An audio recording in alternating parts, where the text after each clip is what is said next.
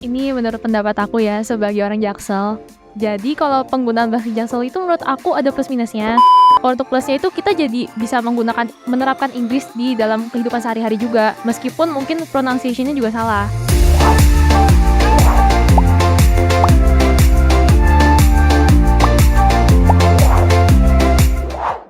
Halo guys, kembali lagi bersama kita di podcast Kemah Bemuntar.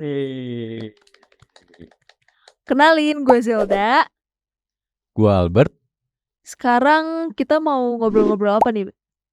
Kita ini kebetulan kedatangan tamu dari UKM TEC.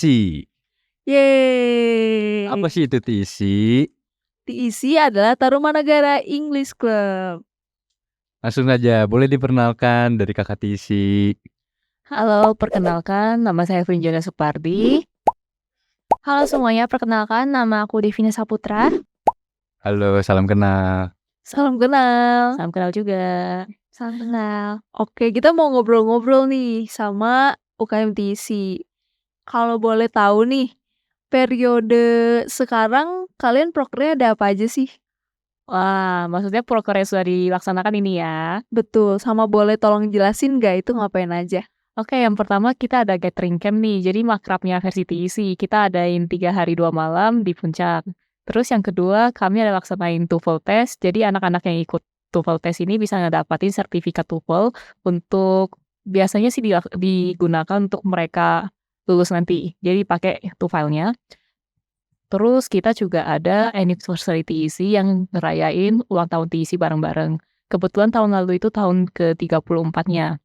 Oke, habis itu kita juga ada SACT atau biasa kita bilangnya social act, yaitu apa ya Devina ya? Kalau mau jelasin kan kamu kapela social act ini. Iya, jadi social act ini kurang lebih sesuai namanya social act ya, itu baksos. Jadi di sini tuh kita bakal datengin satu panti dan di situ kita bakal ngadain acara bareng nih, kayak misalkan main games bareng, tanya jawab. Pokoknya kita bakal have fun di sana sekaligus kita memberikan donasi. Dari hasil kita cari dana dan donasi dari luar juga, dari anak-anak Untar dan sebagainya. Oke, terus selanjutnya kami juga ada NEON, yaitu National English Competition, salah satu proker terbesar TEC diadakan di Untar, 3 hari 2 malam dengan tema lomba ya. Jadi perlombaan adanya storytelling, speech, sama spelling bee. Terus itu selesai kita ada juga TEC Dash, jadi makrabnya versi TEC lagi, tapi versi kecilnya dan itu dengan cara kita main-main sama anggota TEC.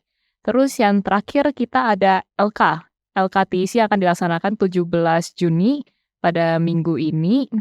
Dan itu tujuannya adalah mempromosikan Caketum sekaligus berlatih untuk BPH ke depannya.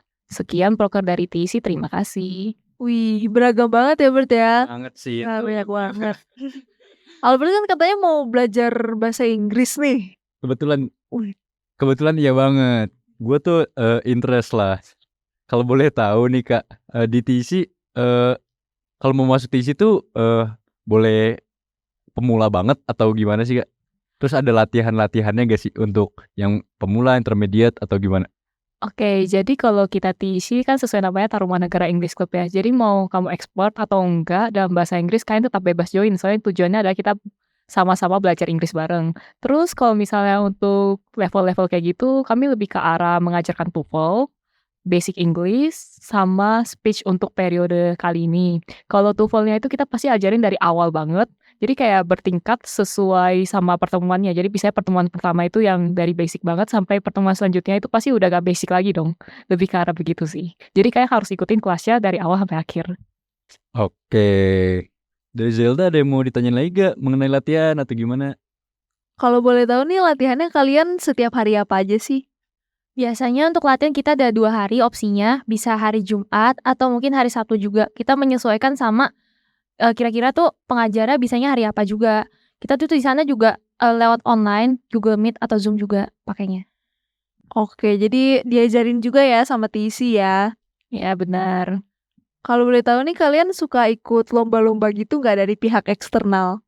Oh, jelas dong. Kalau kali ini TEC udah ikutin beberapa lomba nih. Pertama dari EdTech yang pemenangnya juga juara satunya dari anak TEC kebetulan. Wih.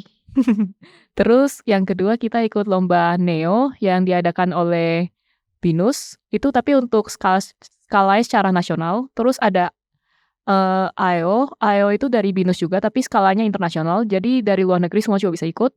Terus yang keempat, kita juga ikutin lomba dari TIC sendiri, ada NEON. Yang terakhir kita ada ikutin NUDC, yaitu National University Debate Champion. Oke.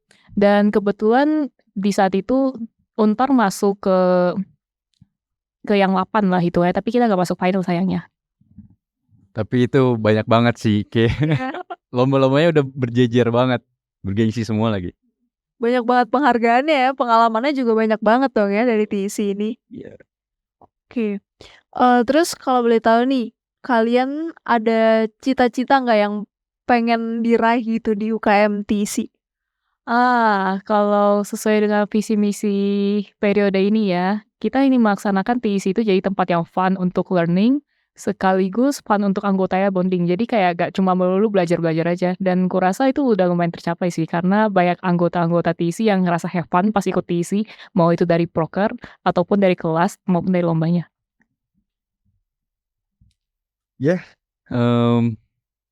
Terakhir deh dari kita berdua, ada gak sih tips and trick untuk mempermudah lah untuk belajar bahasa Inggris?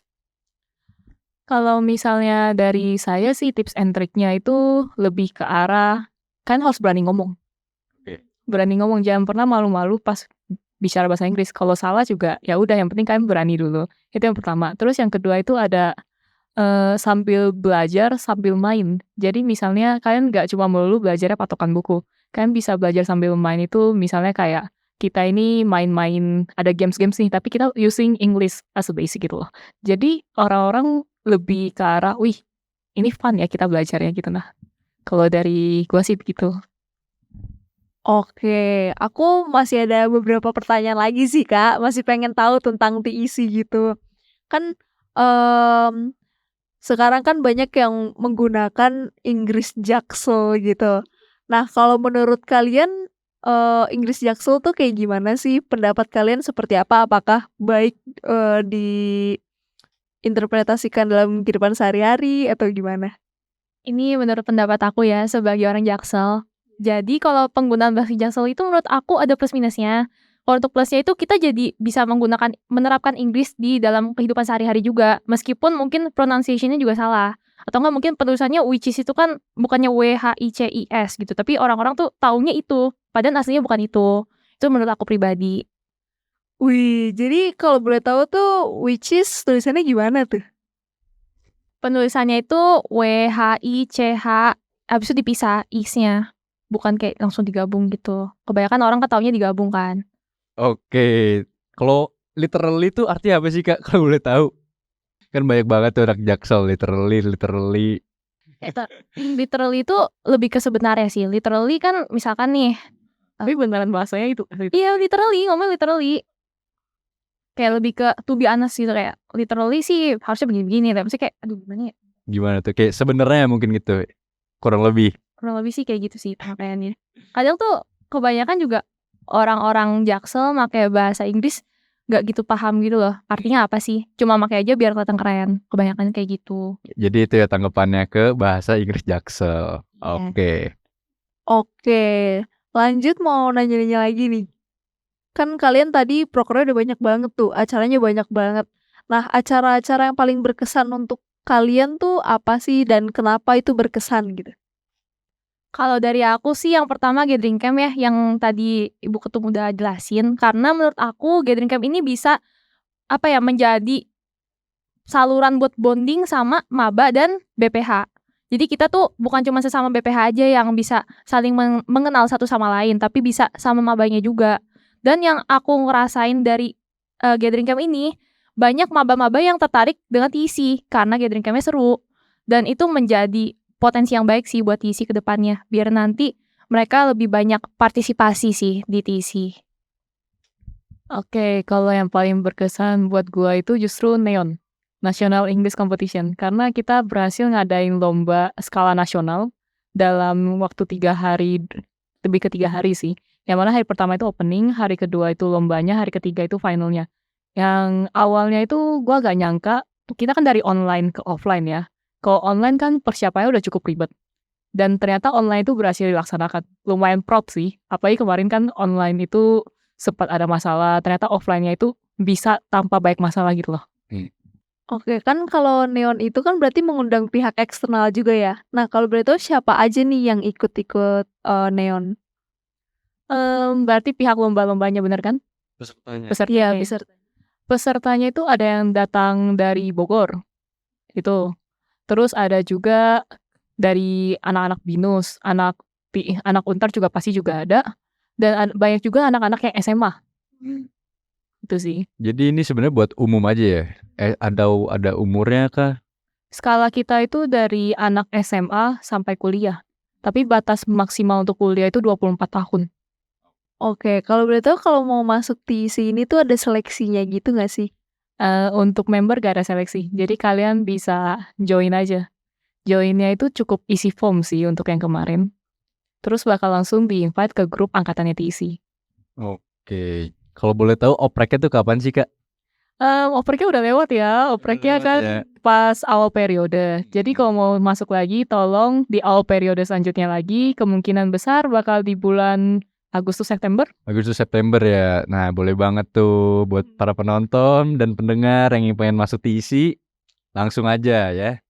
Menarik banget lagi, apalagi banyak proker-prokernya, acara-acaranya. Wah, Berprestasi. bener ya. Oke, sekian podcast kami hari ini. Thank you TIC udah bersedia podcast sama kami. Thank you juga untuk BEM. Thank you. Thank you. Oke, thank you. Sampai jumpa di podcast selanjutnya. See you.